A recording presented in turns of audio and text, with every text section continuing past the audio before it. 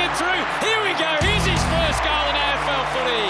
Lost a couple. Now wobbles one. Baker, good dance step. Opens it up and kicks a ripper. G'day, Inside Melbourne time. Clint Stanaway with you. Lily Mithen's here as well. Hi, Lil. Hey Clint, thanks for having me this morning. Great to see you. Also, Jack Viney, co-captain of the club. Hi, Jack. Yeah, Clint. And a man that I'm really looking forward to chatting to, guys, in Neville, Jetta. He's on the Neville. Lord Neville. He's on the podcast. Good morning. Hey, Nev. Hey, Clint, how you going? Yeah, good, mate. Very good, thank you. Really looking forward to chatting to you because it's a very important part of the year as we celebrate Indigenous Round or rounds. No doubt means just so much to you and the Indigenous players at the footy club. Yep, we're around to celebrate and educate, especially within our footy club and our community. So to be able to see our players go out and represent not only themselves, their family, and sort of showcase their culture. So unable to play, but still fully entrenched in the round and what comes with it, both on and off the field. Let's get that footy question out of the way because you touched on it just right off the top. How are you tracking with your recovery? Because it must be frustrating having to sit in the stands for this one. Yep, I haven't had to sit in the stands for a while now. Yeah. So I think my last time I've had an injury in the season was 2012. So, it's tough. I'm 5 weeks in today. So post-operation, hopefully another 5 to 6 weeks to go. Hopefully all goes well and then hopefully back playing sooner rather than later. Good stuff, guys. Throw it over to you because this is a fan favourite. A cult hero is Neville Jetta. Is that fair to say, Jack? Absolutely. We've still got some of the boys rock the Lord Neville T-shirts around the footy club. Promotion. But no, I'd like to touch on, like Neville said, obviously it's Indigenous rounds this last week and this week, and the work that the club do to educate the players around what this does mean to the Indigenous players. And the other day we had Matty Whelan sets up this leads this kind of department along with Nev, and we had a great opportunity the other day where Neville, Jay, some of the other Indigenous players, Maisie, got up, told the boys about their family, where they're from, what this means to them, what footy means to them, and their culture, and it was just really, really powerful. And being able to understand, these boys' culture and their heritage, really does give you great insight into how special this round is. What's one of the more striking messages that you like to sit down and communicate, not just to the boys but to the wider football club, membership base? We heard last year about your work with the RAP and you're part of the leadership group this year. What do we need to be mindful of coming into Indigenous rounds or celebrating Indigenous rounds? Probably that. Obviously, the round is awesome, but there's still a lot of work to be done. And although the players in the AFL, AFLPA, and AFL industry do a great job, it's probably bigger than that. We need us as a nation to come together and work together to move forward.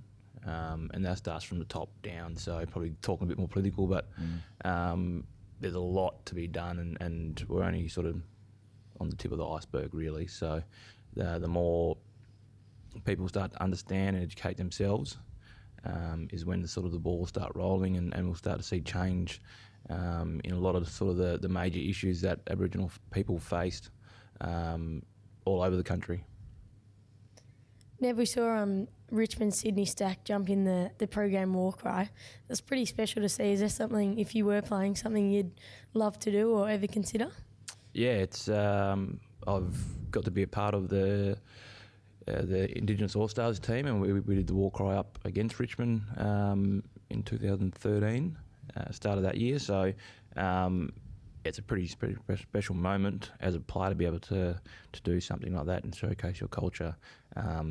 And for him to do something like that on Indigenous Round to sort of kick it off was unbelievable, and made it even more special that he's sort of from my country as well, back home. Jeffy's fairly good at the goal celebration. I know that. Maybe we'll get one this week. Well, no, I do. I think Jeffy might be doing something pre-game this week great. for us. So, Little Inside Melbourne exclusive here. Yeah, well, the story is because we've been kind of doing, that last little huddle before we run out, doing it a little bit differently in the past weeks, and we're getting various boys to get up there, and no one had kind of put their hand up to do something, and I said, to the boys, I'll take it this week, and then Jeffy came up to me on game day and said, "Oh, you took my, you stole my thunder." My thunder. I was like, "Oh, what are you talking about?" He's like, "I was going to do something for the boys." I was like, "Oh crap, I didn't realise that. I didn't know." So I stole his thunder, but I think he's going to roll something out up in Darwin. What did you do? What was your... Oh, I did a bit of a chant. Yeah. I mean, I'm not great at that kind of stuff. So. But no one put their hand up. I was like, I'm the skipper. I got to lead from the front here and put my hand up, and I thought it was reasonably okay, but we've had better. Who's the best? Nibbler? Yeah, Nibbler would be right up there. Yep. We've done a few. Harmsy's all right. Harmsy, who I think Sam Wiedemann might have done one in pre-season, which was unexpected. So I think they're the ones where Nibbler's going to be good. Harmsy's going to be Frosty good. was pretty good Frosty. in pre-season. Yeah. But like Weeds, a bit of a unassuming kind of character, and then brought the house down. So that was a memorable one. Nibbler because he's fiery, or what's the? Just because he's he's I think he's a man of the people, and the effort he puts in. Yeah. Study and make sure that he got every line right, and then sort of you appreciate how in depth he went into actually trying to perform, for the boys, and then everyone sort of gets around him because everyone loves him. So. Yeah, absolutely. Will you travel with the boys? With where my rehab's at the moment, not to Darwin, so I want to make sure we're not compromising my rehab by flying. I would love to go up there because I enjoy going to Darwin and playing, but I'll probably stay here and tick off a few boxes and hopefully be running in the near future. The club's putting a lot of work into the NT, notably a project which pricked my ears up was the Santa Teresa project, whereby the club will help part fund through member contributions and the like, grassing what is a dust bowl in Santa Teresa. Can you just explain a little bit about that project and what it means to you to see that sort of work happen? Yep. To be a part of the conversation around creating an opportunity for a community for the kids to be able to go out and play footy on grass is probably something we probably take for granted. And these kids are out there most days, and to be able to play on dust not only affects their football or their sporting ability, but also affects their health. So to be able to put grass in there, these kids are coming out and so they can enjoy themselves, and their footy obviously will start to take off, and it's just the footy up there brings everyone together in the community, and to be able to have a small part in that as a Melbourne Football Club, it'd be unbelievable to see that come together. And we've had cultural immersion program up there. We've had our first year players go up with Goody and a few leaders. So to give back after what they've given us, it'd be awesome to see. Yeah, it's unreal. And the jumper was actually designed by a Santa Teresa local. Yep, Mary Young. Yep. So that was part of a competition. We sort of put it out in the community when Matthew Whelan and the guys went up there, and gave them a bit of a brief around what we would like the design to be, and they did a great job and looked awesome on the weekend. Great stuff. Can I just reflect quickly on the weekend's events, Jack, to you? Obviously, the last quarter, things did click, but for 3 quarters, largely things didn't click. Yeah, fair to say. Disappointing performance. Yeah. In summary, I think obviously got off to a really slow start, and I put that down to one, JWS being a terrific team, and they kind of were just so well set up defensively. So whenever we won the ball, well, first off, we got beaten around the ball, but when we did win it, we just were never able to kind of get any kind of penetration with our offense, and they really shut us down. So I think they did a terrific job at executing their defensive game plan, and then us as well just were off in the contest, which GWS are number one in the competition for. So beating up around the ball, and that kind of was majority of the game. But I think some small positives to maybe take out of it were that we did fight back in the last quarter, which we could have quite easily have sharp shop, and it could have turned pretty ugly pretty quick. But yeah, overall it was a pretty disappointing day. A few standouts in the new guys: Oscar Baker, Marty Hoare. A few inexperienced guys with lots playing at Casey at the moment. So really good to see them, I guess, as sort of shining lights amongst the group. Yeah, absolutely. Unfortunately, we do have a pretty depleted list at the moment, missing some experience like Neville. But it gives great opportunities for blokes like Marty Hoare and Oscar Baker to come in and learn about AFL football, perform, and I think Oscar. I thought Oscar's game was terrific for a second gamer, and I think Marty Hoare's been spectacular all season. He's been a real pleasure to play with Marty all season. I think he's been very consistent for us and been a great addition to the team. And just a little bit of friendly fire as well. We were speaking off air before. You and the co-captain. Yeah, I busted up Chunk's nose. I told him I'd get him. Yeah, improvement. He's only got. I called for it. I said, mind, and he came across and friendly fire. But no, it was. I think I got spoiled from behind, so I was jumping up there to leave it, and then someone's come ramming in the back of me, and I think Chunk and I collided. Me being the tougher, harder player, come off unscathed, and Chunk's busted up. We'll get him on next week. Yeah, he'll get me. Don't worry, he's got a long memory, Chunk. He'll, I'll get something coming to me sooner rather than later, I think. Really looking forward to talking more to Neville, Jetta. We'll get to your questions from the outer very, very shortly. Very general question, Jack. What do you love about Jets?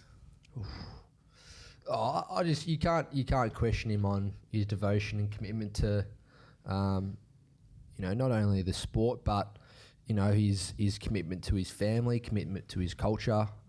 Everything he does and values in his life, he does it to the fullest, and is the most selfless person in doing that. Only cares about other people. So I think that's his biggest attribute and thing that I appreciate the most about him. There you go. They're nice words. Hey. That's beautiful. Nice hug. What a moment. I know. No, it's true, mate. I'm just speaking the truth. Should we do the opposite? No. We don't want that question about who's grumpier. It's right. Yeah. Hey, we'll get to your questions after this on Inside Melbourne with thanks to Zurich. Thanks to our co-major partner and podcast sponsor Zurich. For over 100 years, they've been ensuring the people and things you truly love, and just like you, they truly love footy and truly love Melbourne. Welcome back to Inside Melbourne, presented to you by Zurich, joined with a very special guest in Neville, Jetta. First question from the outer is from Cross Section. Would you like to be the Prime Minister one day? Very good question, Cross Section.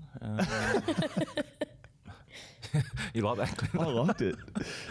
I think the impact that an Indigenous Prime Minister will have by just being an Indigenous person, seeing, obviously, I spoke before about the issues, and it would be amazing to be a Prime Minister, but I've got a long way to go in public speaking, and obviously I've got a few followers already within the Melbourne Football Club, so I've just got to get more on the bandwagon and vote one Neville Jetta. That is the start of a big campaign Absolutely. I'm voting one. I'm voting one as well. Let's get the ball rolling. I can see the campaign posters already. Vote one Lord Nev. Lord Nev PM. Yeah, 100%. Does I'd back that. actually, honestly, does it interest you, politics? It's very hard. It's very difficult on the back of an election, which was very uninspiring, I guess. No. But right there, that's your opportunity, I guess. You can be the inspiration. Yeah, and I'll probably look at Barack Obama and sort of obviously the inspiration that he gave people, not only within America but Australia as well, to sort of dream for those possibilities. So yeah, it is a huge honour to be able to do something like that. But to me, right now, it probably feels like a long way away. And especially when I'm in rehab, trying to get back after a knee operation, it's probably my first focus. But maybe after footy, we get Before you Get the start knee moving, sorted and moving then we yourself can- into yeah. curability. Oh, that's good. I enjoy that. Okay. Georgie Dwyer, she actually says, Lord Neville, what changes did you make to your game to become a consistent and reliable performer following your delisting?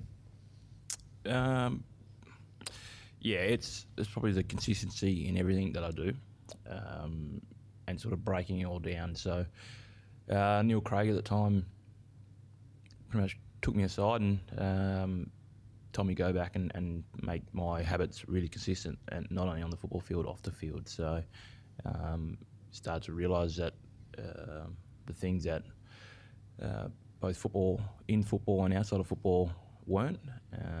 So knuckled down and started to adjust a few things, and started to have some real focuses and with sort of life after football, in and around my home, my wife Sam and kids as well. So, and all of a sudden football started to take off, and whilst I was here, I was able to commit and work as hard as I possibly could, because that was sort of some of the feedback I was getting back. So, yeah, the consistency started to come when I actually, started to focus and make sure that everything within my life was sort of balanced, and I was able to come in and give my all when I was here. It's a busy household, the Jetta household. Yeah. How old are the kids? 7 and 4. Kyrie's all over football at the moment. Lani's thereabouts. She bought her some footy boots the other day, but I don't think she'll wear them. She got asked by a friend to go down to Oz kicking. Obviously, Kyrie's running around, but she sort of sits on the sides and like, I don't like football, but got asked by a friend to play, so she's like, yep, I'm going to play. Went and took her to Rebel Sports and haven't put them on since.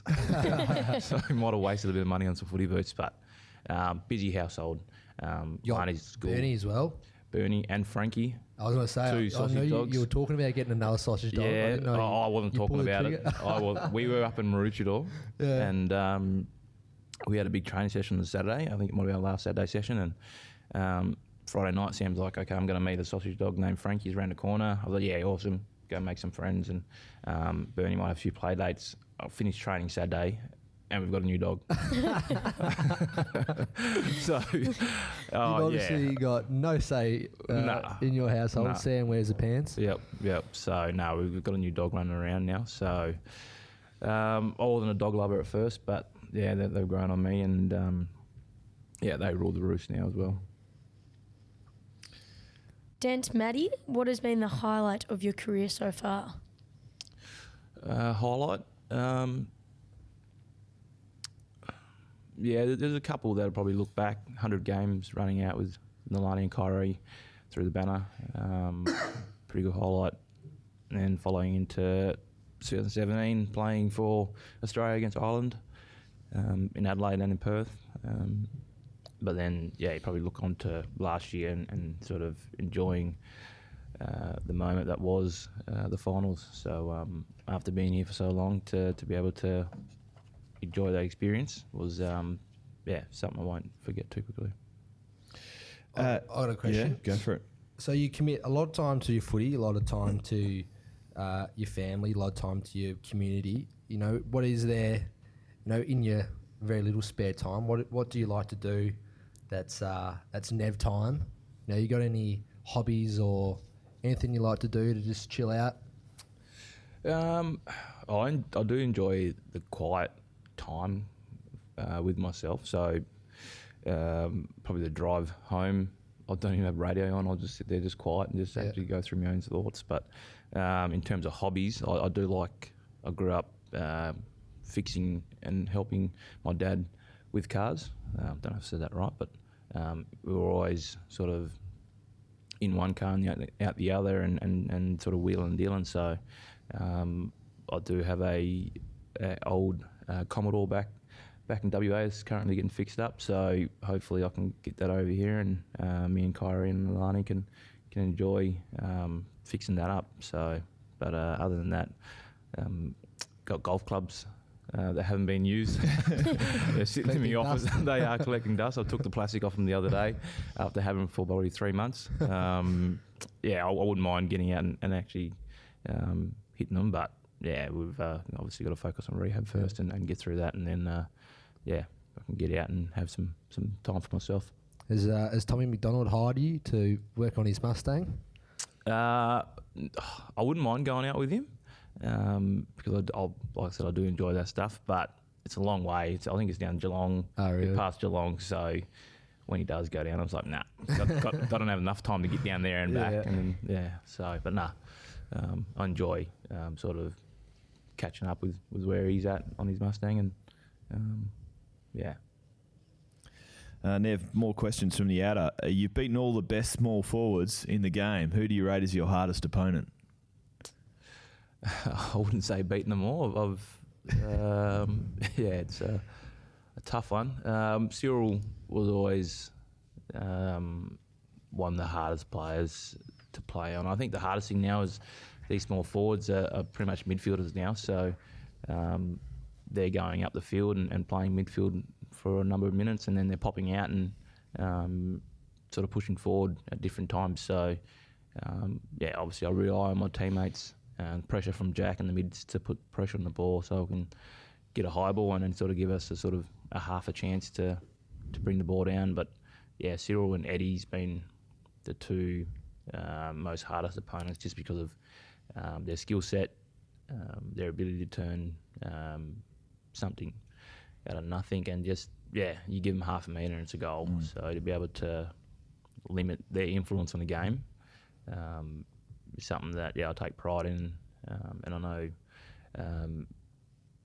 how it makes my teammates feel. So I don't want to sort of let them down. So I give them all to make sure that I play my role on game day. That's it's like Sirioli. I reckon he'd go down in my top 2 favourite players. But you don't now he's retired.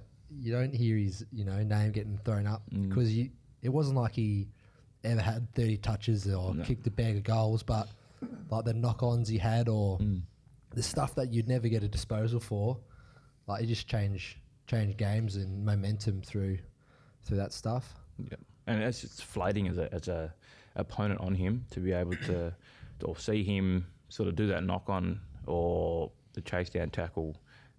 That lifts his team, and that's probably the biggest thing, is that he's not impacting on the scoreboard sometimes, but he's changing the game through pressure, speed, and sort of the other freakish stuff that he does, because momentum is huge in AFL, and he was almost momentum king really for Hawthorn.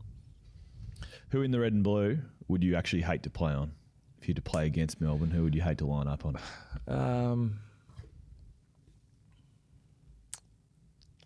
That's a tough one. He knows he's got everyone covered. That's why I'm saying he's so long to figure. He's like, no one here to test me. Yeah, it's. I'd like to see myself as a midfielder, but it's tough. I'm obviously a backman, and the high intensity running that these guys do is unbelievable. So it's probably Nibbler. But I know I've got him covered if he comes inside 50. So he can run up the ground all day if he wants, but once he comes inside 50, I'll let him go up the ground and get all his touches. So when he comes back in, I'll just sort of maul him and just hold him and try my best to keep me out of the game. But his running capacity week in, week out is unbelievable. And seeing him at training, I'm at the back of the group, so he always comes over and greets me at the end of the running sessions because he's recovered and I'm still getting to the line. So, but yeah, Jack as well, sort of barge in. We've had a few sort of rehab sessions together over the years where it's just me, him, and one-on-one. Couple of bulls. Flat out on the trainer track with Brendan McCartney, sort of telling us to go harder and harder and harder, and we're trying to get back from rehab. So we had a few of those sessions along the years. Yeah. So enjoyable, but at the same time you walk off, you're like, that was tough. I'd be scared watching those. Surely someone. It's like the I think we both had concussion at the same time as well. So yeah, like the very end of rehab, it's pretty much you put each other in a cage and put the ball in front of you, and you just got to fight for it. Whoever wins it, give it to the coach, and then the coach puts it back in the middle, and you fight again for it. So Neville and I were pretty much just headbutting each other and both end up with concussion. Broken noses as well. Yeah. Anything else, Lil? We could go back to older days. What team did you want to get drafted to if you had your pick? Yep. If you weren't at Melbourne, where would you have been otherwise, hopefully?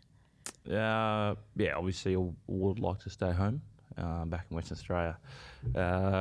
Fremantle, West Coast, we're obviously the two teams there. I grew up following Fremantle, but sort of had some interest from West Coast early on, up until I think I had a meeting with them and they told me that they weren't going to pick me. So made me drive 2.5 hours from That's a good meeting. Bunbury to G'day, Perth. Nev. I'm not going to pick you, but anyway, thanks for driving. Pretty much how it went. So I was like, no. So I was more than happy to go anywhere, really. It's I sort of prepared myself for a while and knew what I sort of put myself into, and I knew that the draft was, it was a draft, so you can go anywhere. And like I said, prepare myself to end up in either the eastern states or home, and I was just looking forward to the opportunity to play AFL, and I knew that once I was in the environment, that I wasn't going to be as homesick as I probably did get a little bit homesick, but the support I had around me was going to help me achieve what I wanted to achieve. Nev, we're very lucky to have you in the red and blue. Can I just touch on some draft news? Last night, in the mid-season draft, pick 3, Kyle Dunkley to the football club. So for all Melbourne fans, do you know much about? I know a bit about the family. Great family. Yeah, I don't know much about Kyle apart from playing with Gippsland, and also had some games in the VFL for Footscray, I think, and really impressed the recruiters here at the club. So we're really lucky to pick him up. Spoke to him last night on the phone, and sounds like he's very excited to come in and get to know everyone, and just a dream come true for him to be on an AFL list. So it's good, isn't it? Yeah, absolutely. And you like hearing those people who miss out in the draft. From all reports, had some injury troubles during his under-18s year, and then to stick to it, made the commitment to himself that he wanted to try and get drafted, and then gets the opportunity to do it. I think it's great, and I haven't met him yet, but can't wait to get to know him and get to work together. Good stuff. All right, well, that brings us almost to an end, Lil. It's been another jam-packed episode. We've a future Prime Minister has emerged. How lucky are we? I'm excited to know more about this. this. Underway. Yeah. I'm going to get the ball rolling, actually, on the news. Who do you know? On the news. ScoMo out, Jetta in. Probably looking forward to the pension that they get. To tell you the truth. I'll be happy to sit in there for 1 year and then go relax somewhere. That's pretty much what they do now, isn't it? Pretty much. Flipping them over year after year. Hey, Nev, it's been a pleasure. Thanks, mate, for joining us on Inside Melbourne. No worries. Thanks for having me. Appreciate it. Jack Lil, good stuff. Jack, all the best in against Adelaide as well. Dunker. Thank you. See you later. Next week, in fact, on Inside Melbourne with thanks to Zurich.